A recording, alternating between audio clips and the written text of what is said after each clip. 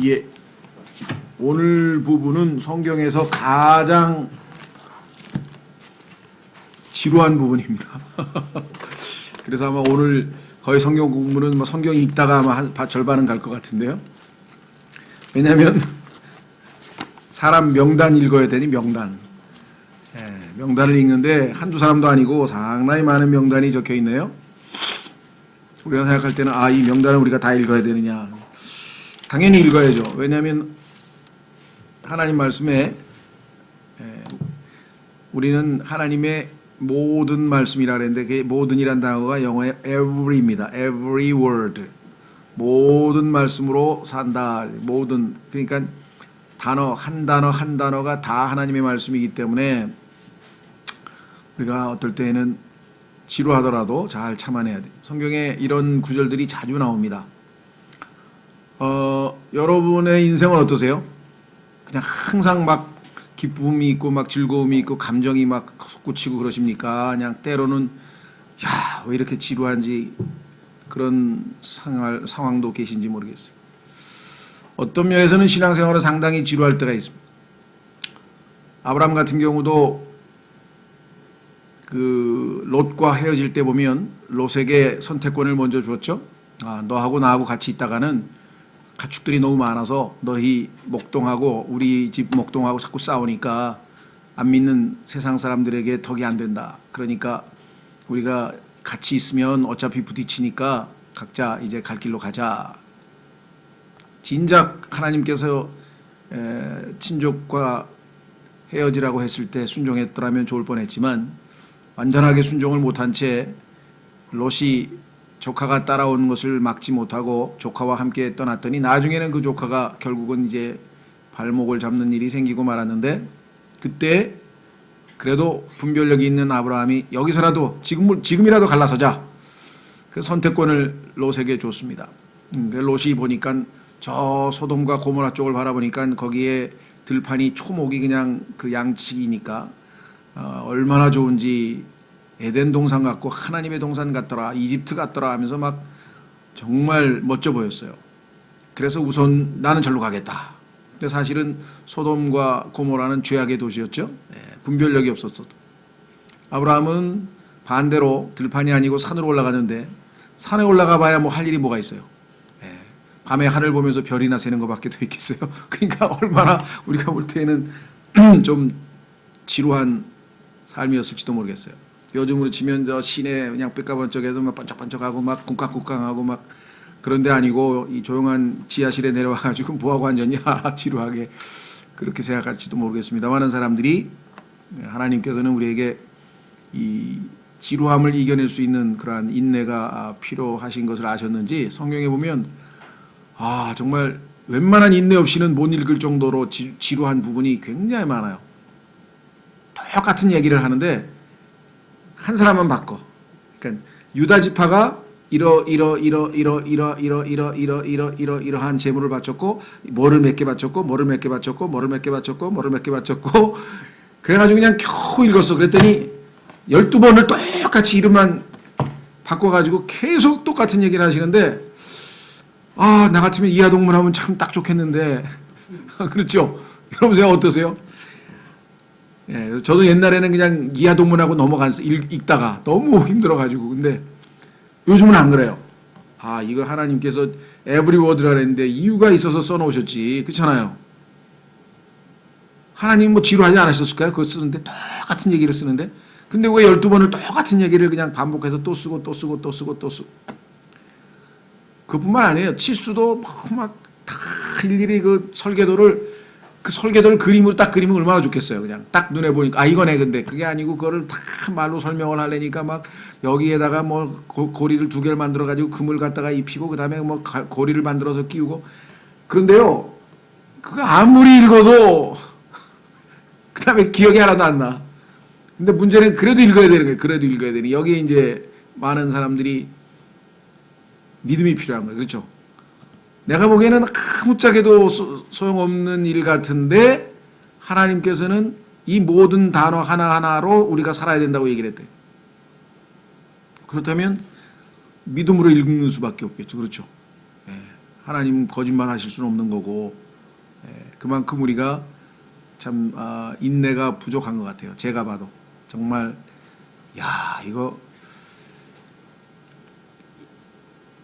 읽어낼 수 있을까? 족보 제일 힘든 게 이제 족보, 그 다음에 명단, 사람 명단 이름, 그 다음에 이제 그 제물 바치는 제물의 이름들 쫙 나오고, 그래서 정말 구약 성경을 읽는데 한참 그 힘이 듭니다.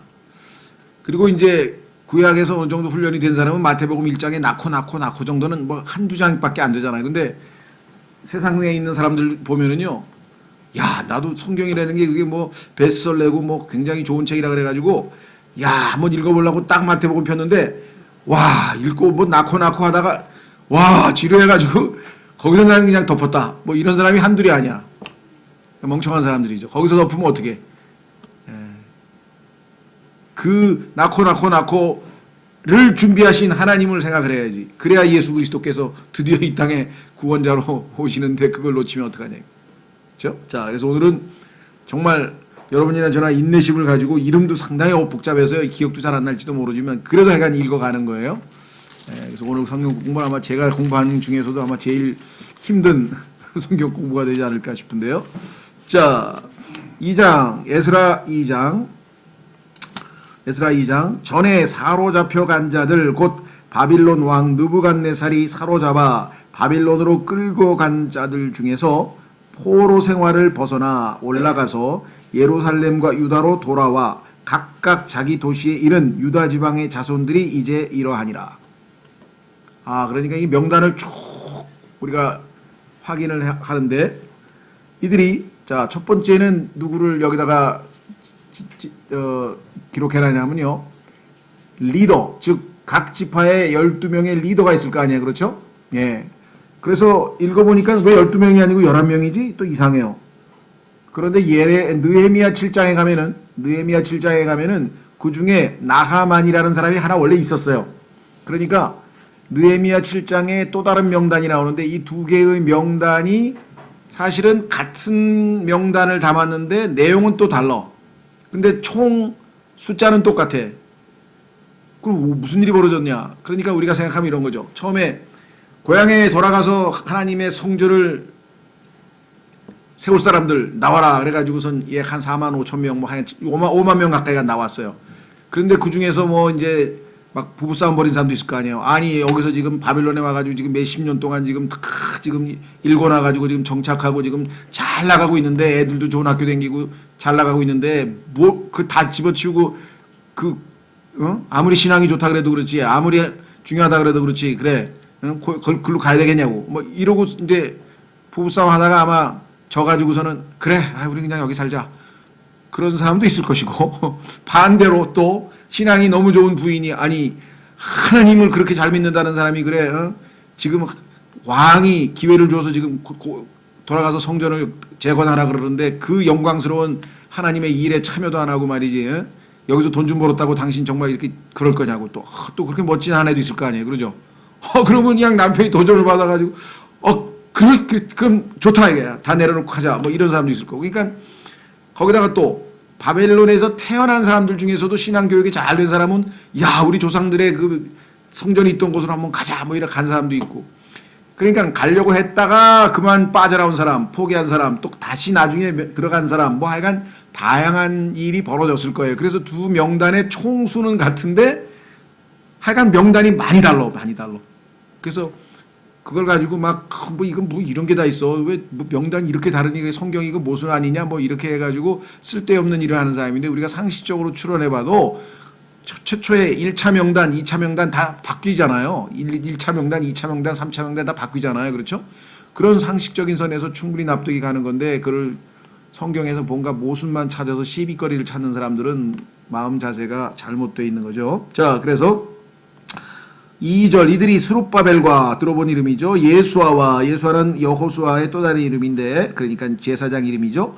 느헤미야와, 여기도 또 지도자 한 사람 있네요. 스라야와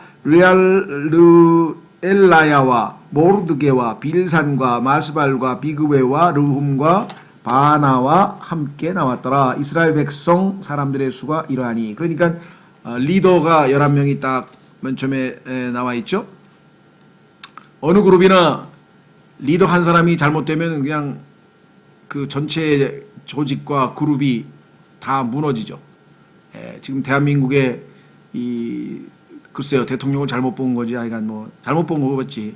아니면 어떻게 되는지 모르지만 도저히 한 국가의 지도자로서는 해서는 안 될 그러한 일들이, 너무나 많은 일들이 벌어져서 참 안타깝게도 지금 아주 많은 국민들이 실망하고, 어떻게 한 나라의 대통령이라고 하는 사람이 공사를 저렇게 구분을 못할까? 뭐 그분이 무슨 악한 일을 하고 뭐 잘못했다는 얘기가 아니라 대통령으로서의 자격은 정말 아닌 것 같은 짓을 너무나 많이 한 것 같아요. 사적인 일을 공적인 일하고 막 뒤섞어 가지고선 해놓은 것 같아요. 그래서 뭐 그런 잘잘못을 얘기하려고 하는 건 아니지만, 하여간 어쨌거나 하여간 한 리더가 바로 서면 대한민국의 그 현대 역사뿐만 아니라 과거 우리 이조 시대에도 보면은 왕 한 사람이 제대로 되면 태평성대가 이루어지고 국민이 백성이 편안하게 되고, 왕이 폭군이 되고 엉망진창이 되면 그냥 나라 전체가 휘청거리고, 어디서나 마찬가지입니다. 그래서 지금 여기에 리더들을 딱 앞에다 세웠는데, 이 사람들이 앞장서서 우리가 하나님께서 70년간의 징계를 끝내고 드디어 우리 조국으로 돌아가서 하나님의 성전을 재건하고 우리의 영적인 신앙을 부흥시키자 하고 지금 이제 했을 때, 무려 5만 명 가까운 사람이, 뭐 아마 한 10%도 안 되겠지만 10%도 안 됐겠지만 하여간 소수이긴 해도 그래도 많은 사람들이 이렇게 마음을 결정했다고 하는 것은 대단히 의미 있는 일 같아요. 모르겠어요. 대한민국에 지금 뭐 5만 개의 교회 중에서 100개 정도 교회가 지금 킹제임스 성경을 쓰겠다고 나서서 지금 외로운 싸움을 하고 있는 중이죠. 외로운 길을 가고 있는 중이지만, 그래도 한 개도 없던 게 100개나 돼서 얼마나 많이 늘어난 겁니까? 그런 의미에서 봤을 때 우리가 낙심할 이유가 아니라는 것. 자, 그래서 백성들의 수가 나와 있는데 3절서부터 19절까지는요. 그 가문의 이름이 나와 있어요. 패밀리. 자, 보세요. 읽습니다. 빠른 속도로 읽습니다. 시간이 너무 가면 안 되니까. 뭐 들을 분은 듣고 저 성경을 들여다보실 분은 들여다보시고. 자, 바로스 자손이 2172명이요. 스바데아 자손이 372명이요. 아라 자손이 775명이요. 바핫 모압 자손 곧 예수아와 요압 자손 중에서 2812명이요. 엘람 자손이 1254명이요. 삿두 자손이 945명이요. 삭게 자손이 760명이요. 비니 자손이 640 반인가요? 반입니까? 빈입니까? 반이. 바니 자손이 642명이요. 부베 자손이 623명이요. 아스갓 자손이 1222명이요. 맞나요? 아도니감 자손이 666명이요. 보세요. 이 666이라고 하는 이 끔찍한 숫자가 여기 중간에 하나 들어가 있죠. 예. 자, 그 다음에 비그웨 자손이 2056명이요. 아딘 자손이 454명이요. 아멜입니까? 이게 뭡니까? 아델 자손 곧 히스기야 자손이 98명이요. 베세 자손이 323명이요. 요라 자손이 112명이요. 하숨 자손이 223명이요. 여기까지가 이제 그 가문의 이름이고요. 가족, 우리로 치면 가문이죠. 무슨 김씨 가문, 무슨 씨 가문, 무슨 가문의 이름이고, 20절부터 35절까지는 도시 이름이에요. 예를 들면 뭐 이천에 거주한 사람이 몇 명이요. 뭐 제천에 거주한 사람이 몇 명이요. 이렇게 또 명단에. 길발 자손이 95명이요. 베들레헴 자손이 123명이요. 느도바 자손이 56명이요. 아나돗 자손이 사람이군요. 자손이 아니고 여기서는 또 이상하다. 그렇죠. 이런 게 이제 눈에 띄는 거예요. 이것도 이유가 있을 거예요. 하나님께서 왜 자손이라고 갑자기 하다가 여기서 또 사람이 나왔을까? 이런 건 다 어떻게 해야 됩니까? 나중에 하늘에 가서 하나님께 여쭈는 수밖에 없어요. 이거 왜 그렇게 쓰셨는지. 이걸 어떻게 알겠어요, 우리가. 자, 그 다음에 아스마벳 자손이 42명이요. 기럇 아림과 그비라와 부에롯 자손이 743명이요. 라마와 게바 자손이 621명이요. 믹마스 사람이 122명이요. 자장가 소리 같죠? 베델과 아이 사람이 223명이요 느보 자손이 52명이요 막비스 자손이 156명이요 다른 엘람 자손이 이게 다른 엘람이라는 게 그러니까 엘람이 한두 개가 아니고 여러 개다 보니까 일반적으로 알려진 저 바벨론 지역에 엘람이라는 지역이 있거든요. 거기가 아니고 예루살렘 쪽에 이제 저 유다 지방에 있는 엘람이라 말이죠. 1254명이요. 하림 자손이 320명이요. 롯과 하딧과 오노 자손이 725명이요. 여리고 자손이 345명이요. 스나 자손이 3630명이었더라. 하나님의 말씀이 꿀송이처럼 달다 그러는데 꿀송이처럼 답니까? 자, 그래서 명단을 쫙 했어요. 자, 그 다음에 이제 중요한 건 누구냐? 제사장이에요. 왜? 제사장이 가서 제사를 지내서 하나님 앞에 경배를 드려야 이제 모든 이스라엘의 영적인 부흥이 시작이 되는 거죠. 자, 그래서 제단을 만들어서 성전을 재건하기 한다면 거기에서 직무를 수행할 제사장들이 있어야 될 거 아니에요. 그래서 제사장 명단이 나옵니다. 36절에. 그렇죠? 제사장들은 예수아의 집에 속한 여다야 자손이 973명이요 임멜 자손이 1052명이요 바스올 자손이 1247명이요 하림 자손이 1017명이었더라. 그러면 제사장이 제사를 지내는데 옆에서 보조 역할을 해서 예를 들면 성전의 기구를 깨끗이 씻는다든가 또 운반한다든가 그 다음에 재물을 날라서 그 다음에 불을 피운다든가 이런 모든 또 보조 역할을 하는 사람들이 레위 지파 사람이란 말이죠. 그래서 그 레위 지파 명단이 또 나와 있어요. 40절. 레위 사람들은 호다위야 자손에 속한 예수아와 간미엘 자손이 74명이요. 그 다음에 41절에 노래하는 자들은 아삽 자손이 128명이요. 여러분들 그 요즘으로 치면 찬양 예배 때 또 이 찬양을 하잖아요. 그래서 노래하는 사람들이 또 있어요. 그 다음에 문지기를 지키는 사람들이 있네요. 42절. 문지기들의 자손은 살롬 자손과 아델 자손과 달몬 자손과 악굽 자손과 하디다 자손과 소베 자손이 모두 139명이었더라. 제사를 지내는데 외지 사람이 들어왔다. 그러면 그 사람은 즉사하고 죽거든요. 그래서 성전을 지키기 위해서 다 문지기를 또 다 뒀어요. 자, 그 다음에 43절에 느디님 사람들은 시하 자손과 하수바 자손과 담마옷 자손과 게로스 자손과 시아하 자손과 바돈 자손과 르바나 자손과 하가바 자손과 악굽 자손과 하갑 자손과 살메 자손과 하난 자손과 깃델 자손과 가할 자손과 르아야 자손과 르신 자손과 느고다 자손과 갓삼 자손과 우사 자손과 바세야 자손과 베세 자손과 아스나 자손과 무후님 자손과 누부심 자손과 박북 자손과 하구바 자손과 할훌 자손과 바슬룻 자손과 무히다 자손과 하르사 자손과 바르고스 자손과 시스라 자손과 다마 자손과 느시아 자손과 하디바 자손이었더라. 이 사람들은 누구냐 하면은요, 소위 말하면 전쟁 같은 데 나가면은 이 소위 말하면 노량물 빼앗아 올 때 짐승들만 빼앗아 오는 게 아니라 포로들도 사람들도 데리고 오거든요. 그러면 이 사람들은 이제 노예로 예를 들면은 불을 피우는데 나무가 필요하다면 장작 패는 일들과 물 깃는 일들과 이런 것들을 담당하던 사람들이었어요. 그러니까 예배 보조하는 사람들의 또 보조, 그 밑에 또 보조가 있었어요. 예, 그런 사람들이고 역시 그 다음에 솔로몬의 신하들도 마찬가지 그 노예 또는 종 역할을 하는 사람들인데 55절 솔로몬의 신하들 자손은 소대 자손과 소베렛 자손과 부르다 자손과 야알라 자손과 다르곤 자손과 깃델 자손과 스바자 자손과 핫딜 자손과 스바임의 보게렛 자손과 아미 자손이니 모든 느디님 사람과 솔로몬의 신하들 자손이 392명이었더라. 야, 하나님께서는 이걸 다 일일이 기록을 해가지고 하나님의 거룩한 말씀에다가 기록을 해놓으셨으니 우리가 볼 때는 납득이 안 가는 것 같지만 왜 이렇게 중요하겠습니까? 우리한테는 관심도 별로 없고 별로 안 중요한 것 같지만은요, 이 민족이 거룩함을 유지하고 잘 보존되어 와서 결국은 뭐예요? 구원자이신 예수 그리스도께서 탄생하시게 되는 거거든요. 그러니까 예수님과 관련된 것은 하나님께는 다 중요한 거예요. 그래서 여기서 예수 그리스도의 조상들의 명단들을 하나도 남김없이 특히 왜 중요합니까? 이 사람들은 하나님 중심으로 살고자 하는 사람들이었잖아요. 왜? 아까도 말씀드렸습니다만 70년 동안 지금 바벨론에 지금 포로로 잡혀갔는데 거기서 정착하면서 살다 보니 야 살만하더라 이거죠.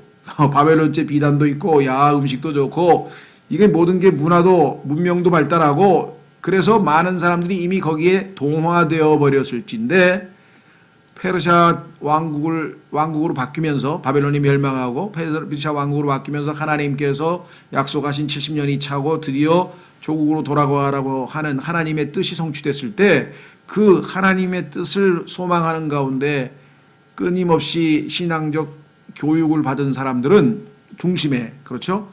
드디어 우리가 잃어버린 성전을 재건하기 위해서 예루살렘으로 돌아가는구나.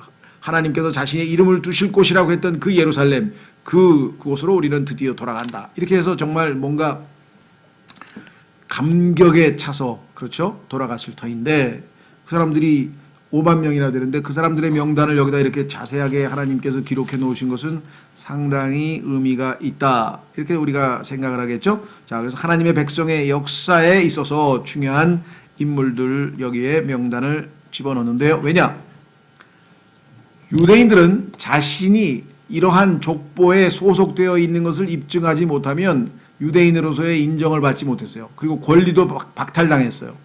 그러니까 자기가 틀림없이 이런 족보에 연결되어서 나는 틀림없이 유대인이라고 하는 것을 입증할 수 있는 그 서류가 확실하게 입증되는 사람에게만 유대인으로서의 권리, 즉 제사에 참여할 수 있다든가 이런 권리를 줬지 그게 입증이 안 된 사람은 슬그머니 들어와가지고 유대인인 척한다든가 이런 사람들은 다 배제했기 때문에 엄격한 관리가 필요했었습니다. 그렇죠? 예, 자, 그래서 우리가 굉장히 그 의미 있는 일인데 우리는 상당히 이름도 어렵고 복잡하다 보니 야 이거 참 대단하다 이렇게 아마 생각을 했겠습니다. 그렇죠? 더더군다나 고향으로 돌아왔어. 그런데 저 집이 옛날 우리 집이었다. 저 땅이 우리 아버지 땅이다. 근데 명단에 보니까 없어. 그럼 그 사람은 그 권리를 행사를 못하는 거예요. 그래서 이것을 입증할 수 있는 명부를 다 작성해서 일일이 다 대조해서 확인해서 옛날 포로로 잡혀가기 전에 니네 땅 맞다. 니네 아버지 집 많다. 이래서 다 돌려주고 그렇게 하는 작업을 지금 하고 있는 중이죠. 자, 그래서 의미 있는 일인데 조금 우리에게는 힘들었죠. 자, 그래서 다시 돌아옵니다. 드디어 몇 절에 와 있습니까? 지금 우리가 58절까지 봤죠. 59절. 이들은 델멜라와 델하르사와 그룹과 앗단과 인멜에서 올라온 자들이었으나 그들이 자기들의 아버지 집과 자기들의 씨와 또 자기들이 이스라엘에 속하였는지 여부를 어떻게 했다고요? 보이지 못하였더라. 그러니까 입증을 못했어. 족보에 분명하게 정통 유대인이라고 하는 것을 입증을 못한 사람들이 있었어요. 그들은 들라야 자손과 도비야 자손과 느고다 자손으로 652명이었던 652명은 자기의 그 족보를 확인을 못한 거래요. 그래서 이런 경우에는요 어떻게 했냐 하나님께서 기회를 주시는데 나중에 그 우림과 둠밈이라고 하는 그것으로 기회를 한번 주어서 그래도 확인이 안 될 때에는 그죠 옛날에 그 이방인이나 또는 타국인들로 취급을 하되 그래도 이방인들과 타국인들에게도 일정 권리를 주었기 때문에 그 권리만 행사할 수 있도록 했다. 자, 여기 보시면은 61절 보면은 이들도 제사장들도 자기의 제사장 가문에 속해 있다는 것을 입증 못한 사람이 있었어요. 자, 61절 제사장들의 자손 중에서는 하바야 자손과 고스 자손과 바르실레 자손이 있었는데 이 바르실레는 길르앗 사람 바르실레의 딸들 중에서 한 사람을 아내로 취해 그들의 이름으로 불렸더라. 옛날 우리 조선식으로 얘기하면 대를 잇지 못했기 때문에 할 수 없이 딸의 이름을 붙여서 이 가문의 이름으로 불렀다 이런 말이죠. 이들이 계보대로 계수된 자들 가운데서 자기들의 등록부를 구하였으나 그 호적에 등록이 되어 있는지 확인했더니 그들이 발견되지 아니하였으므로 너희는 명부에 없다 이거야. 과거에 그 조상 그 제사장 명부에. 그래서 그들을 더러운 자로 여겨 제사장 직무를 행하지 못하게 하고 제사장은 정결해야 되는데 조금이라도 흠도 없어야 되는데 이와 같은 이 결격 사유가 생겼기 때문에 그 사람들에게는 제사장 직무를 하지 못하도록 일단 막고, 디르사다가 그들에게 말하여 우림과 둠밈을 가진 제사장이 일어나기 전에는 그들이 지극히 거룩한 것을 먹지 말라고 하였더라. 자, 이게 이 우림과 둠밈이라고 하는 것은 여러분들이 구약 시대 초창기에 보면 하나님께서 하나님의 뜻을 구분하기 위해서 만들어 놓은 일종의, 정확하지가 않아요. 설명이 정확하게 나오지. 무슨 돌 같기도 하고, 하여간 어떤 것을 통해서 하나님의 뜻인지 아닌지를 구별하는 어떤 방식인데, 이게 물건 같기도 하고 어떤 제도, 어떤 방식 같기도 하고, 그래서 소위 말하면 우림과 둠밈에 대해서는 정확하게 설명한 사람이 별로 없어요. 그리고 설이 너무 많어. 그러니까 하나님께서 아마 구체적으로 그것을 인간이 아마 흉내내서 또 그런 짓을 할까봐 그러셨는지, 하여간 그 의미만 성경에서 얘기를 해놨지 실제적으로 그것이 무엇인지에 대해서는 정확하게 나와 있질 않습니다. 자, 그래서 하여간 우림과 둠밈이라고 하는 것을 통해서 하나님의 뜻인지 아닌지를 알아낼 수 있는 수단이었다. 그래서 예를 들면 다윗이 전쟁을 나가려고 그러는데, 이번 전쟁이 하나님의 뜻이냐 아니냐, 하나님 뜻이면 가서 이길 거 아니에요. 예를 들면 그거를 물어보기 위해서 제사장에 가면 대사장이 이제 우림과 둠밈을 사용해서 하나님의 뜻인지 나가라, 너 주와 함께 하리라, 그러면 가서 전쟁에 가서 이기고 뭐 이러는 거였어요. 예. 그런데 점점 이제 그 사용이 줄어들었는데, 자, 여기서 지금 다시 이 얘기를 합니다. 그러니까 아마 하나님께서 확실하게 이 사람들이 레위족 제사장 지파에 속한다는 것을 입증하기 전에는 절대로 직무를 수행하지 말라, 이렇게 지금 이야기를 했죠. 자, 그 다음에 다시 내려오면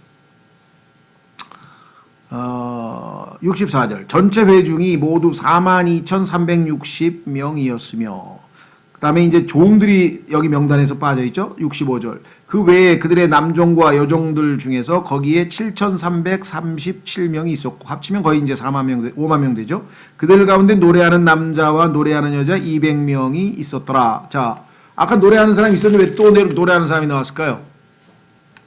그러니까 여기서 지금 앞에서 나와 있는 노래하는 자들은 아삽 자손은 나중에 우리가 알다시피 다윗의 그 성전 예배 때에 소위 말하면 찬양하던 사람들이고, 여기에 나와 있는 이 노래하는 사람들은 일종의 뭐냐면요, 우리는 뭐라고 해야 되나, 우리도 뭐 예를 들면 그 행사 같은 거 할 때, 뭐 예를 들면 추수가 끝나고 이렇게 파티를 열 때 누가 뭐 하여간 무슨 뭐라 그러나 그 농악팀이 하나 나와가지고 공연을 하잖아요. 예. 자, 이런 관습은 어디서 생겼냐면은 출애굽기에 보면 그 홍해를 건넌 다음에 미리암과 그의 여자들이 나와서 이 소고를 추면서 함께 그 군무, 소위 가지고 우리를 지금 강강술렌지 뭔지 하여간 그런 여러 단체적으로 다 여자들이 춤을 췄었잖아요. 예. 그래서 어떤 이 명절을 지킬 때나 이럴 때 하고, 또 어떨 때는 사람이 죽으면 그 곡을 이렇게 대신해 준다든가, 곡을 해주는 사람이라든가, 이제 이런, 즉 명절에 우리로 치면 그런 행사 담당하는 사람들이 있었어요. 예. 자, 그 다음에 그들의 말이 736마리, 그들의 노새가 245마리, 그들의 낙타가 435마리, 나귀가 6,720마리더라. 이것도는 하나님께 가서 물어볼 수밖에 없는 것 같아요. 왜 거기다 그렇게 또 짐승 마리까지 다 하나님이 썰어주셨을까? 예. 자, 한번 우선 이 시편을 한번 가서 여기에 관련된 내용을 한번 좀 확인을 해보고 넘어가겠습니다. 시편 137편으로 가보시면, 시편 137편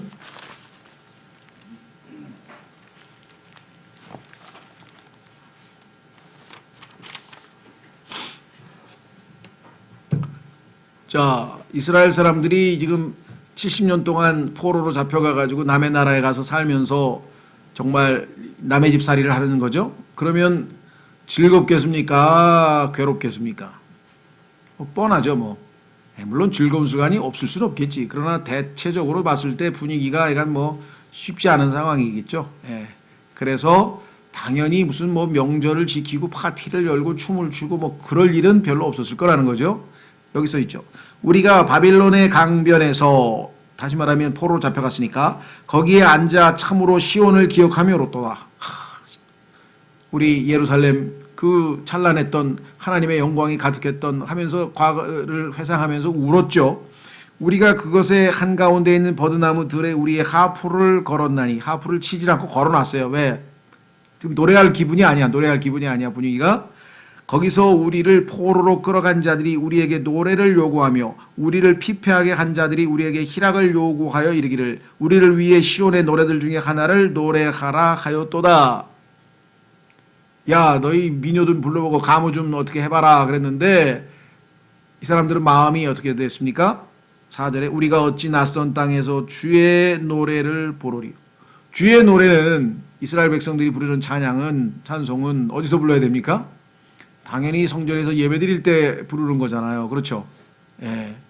그러니까 당연히 이때는 무슨 파티하고 이럴 마음이 분위기가 아니었는데 이제 드디어 고국으로 돌아와서 하나님께서 정하신 명절도 지키게 됐고 그랬으니까 뭐예요? 이 노래하는 사람들이 역시 여기서 등장해야 되겠죠. 자, 그래서 다시 돌아옵니다. 어디입니까? 68절.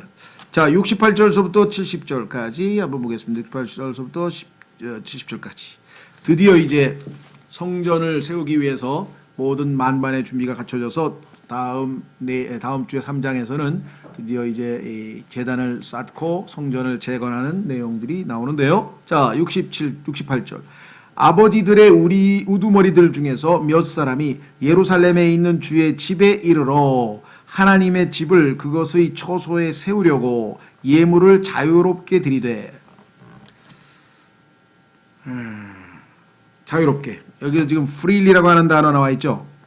자유롭게. 이 자유롭게란 말은 사실은 어디에서 제일 처음에 나왔었습니까?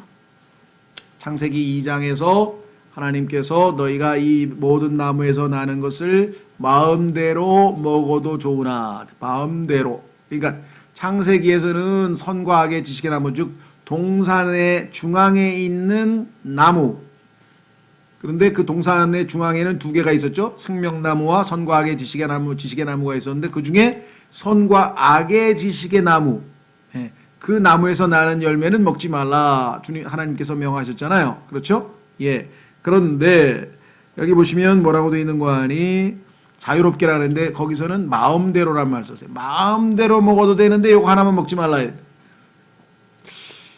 요게 할 수 없이 우리가 때로는 영어 성경을 펴서 확인을 하는 작업이 필요한 이유는 뭐냐면 똑같은 얘기를 하고 계신 거거든요. 하나님께서는 앞에서 그 창세기에서 하신 말씀이나 여기서 하시는 말씀이나 우리의 자율 의지를 존중해서 너희가 인격체고 하나님이 형상대로 지음받은 인격체니까 스스로 자발적으로 네 의지대로 결정하고 거기에 대한 책임은 네가 지는 거다. 그렇죠. 예수 그리스도를 믿는 것도 우리가 자발적으로 결정을 하고 또 그 예수님을 안 믿는 것도 우리의 자유에 속해 있는 거죠. 그렇죠. 그 다음에 하나님께서 우리에게 구원을 예수님 믿겠습니다라고 했을 때에 구원을 주시는 것은 하나님께서 우리가 무슨 자격이 있어서 아니면 뭔가 하나님 앞에 선행을 해서 하나님이 요구하시는 무엇을 수행해서가 아니라 아무것도 한 것이 없는데 거저 주시는 거잖아요. 그래서 이 거저란 단어가 또 영어의 free예요. 이 free라고 하는 부사의 형용사가 free인데 그래서 로마서 5장 12절에 보면은 하나님께서 우리에게 거저 주시는 선물, 거저 주시는 선물, 구원은 거저 주시는 선물, 영생도 거저 주시는 선물, 하나님이 주시는 것은 다 값이 없어요. free gift, free gift, free gift. 그러니까 이 freely라고 하는 단어를 마귀가 창세기 3장에서 슬쩍 빼고 하나님께서 너희 여기 있는 거 먹어도 된다며? 마음대로 먹어도 된다며? 이래서 마음대로를 빼버렸죠. 그러니까 성경에서 구원과 관련지어서 하나님과 인간과의 관계에 있어서 가장 귀중한 단어가 하나님께서 우리에게 free, 자유를 주셨다 얘기죠. 그래서 돈 내고 노력해서가 아니라 하나님이 주시는 free gift, 거저 주시는 선물인데 그 귀중한 단어를 삭제시켜버렸다. 자, 여기서도 지금 얼마나 중요한 단어입니까? 예물을 드리는데요. 강제로 막 푸시해가지고 막 협박해서가 아니고 정말 자유롭게. 오늘 여기 하나님께서 수요기도에 안 오면 무슨 큰 집안에 재앙이 닥친다고 그래서 여기 오신 건 아니잖아요. 다 자발적으로 오신 거 아니에요. 자기 뜻에 따라 프리윌. 아, 나는 오늘 가서 수요일 날 가서 하나님 말씀 들어야 되겠다. 또 기도해야 되겠다. 이렇게 해서 자발적으로 오신 거잖아요. 그렇죠? 무슨 말이 이해가 돼요? 예, 뭐 군대 휴가 중에도 온 거 보니까 뭐 진짜 자발적으로 온 건지 누나에게 끌려온 건지 그것까지는 잘 모르겠네 나는. 어쨌거나 하여간 오긴 온 거야. 이해가 되겠어요? 예, 이 자유롭게 마음대로 그다음에 값없이 거저. 우리는 이렇게 네 가지로 복잡하게 번역을 해놨을까? 이게 조금 안타까워. 그러니까 말을 좀 자연스럽게 하려다 보니까 자꾸만 그 문맥에 따라서 이 네 가지를 사용을 했는데 영어는 단어가 하나예요. 그냥 freely. 그래서 그 의미를 추적을 하려면 할 수 없이 설명을 해드려야 되는 거예요. 그렇죠? 자, 그 다음에 자기들의 능력에 따라. 이거 얼마나 놀랍습니까? 우리 신약에서도 마찬가지죠. 하나님께서 우리에게 헌금하는 그 기본 원칙을 뭐라고 돼 있어요?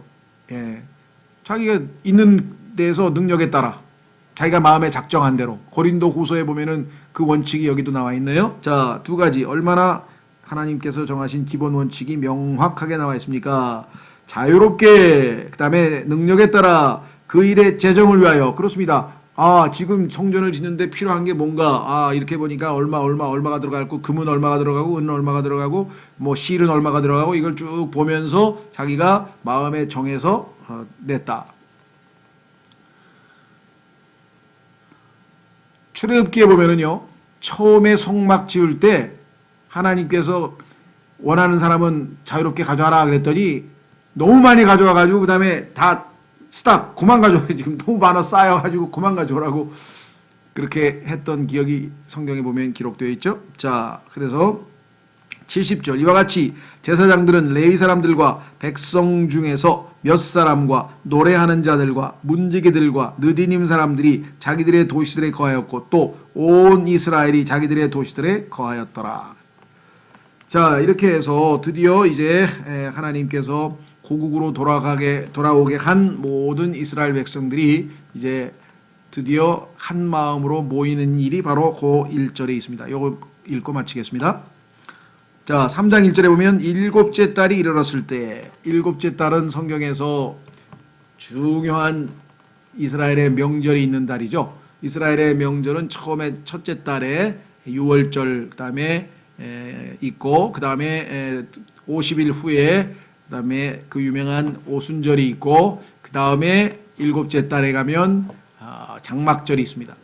이 세 명절은 하나님께서 이스라엘 모든 남자들이 반드시 지켜야 된다. 자기가 살던 곳에서 다 모든 걸 내려놓고 예루살렘으로 와서 반드시 지켜야 된다. 이렇게 이야기를 했죠.